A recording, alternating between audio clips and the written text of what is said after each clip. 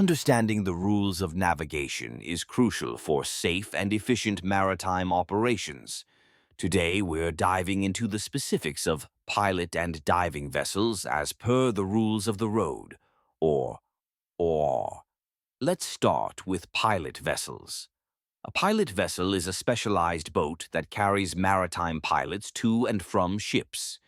These pilots are experts in navigating local waters, ensuring that vessels can safely enter or leave ports.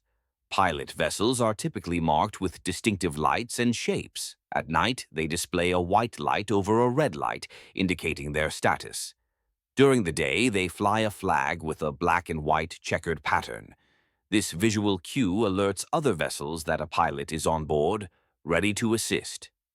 Now, let's move on to diving vessels. These are boats that support underwater diving operations, often involving commercial or recreational activities.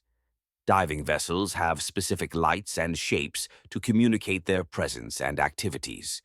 At night, they display a blue light, which signals that divers are in the water. During the day, they show a rigid flag known as the alpha flag, which is a blue and white diagonal striped flag. This flag warns other vessels to keep a safe distance, as divers may be submerged nearby. Communication and safety are paramount when dealing with pilot and diving vessels. It's essential for all mariners to maintain a proper lookout and understand these signals. When you see a pilot vessel, be prepared to give way, as they are often maneuvering to assist larger ships. Similarly, if you encounter a diving vessel, reduce your speed and steer clear of their area to ensure the safety of divers.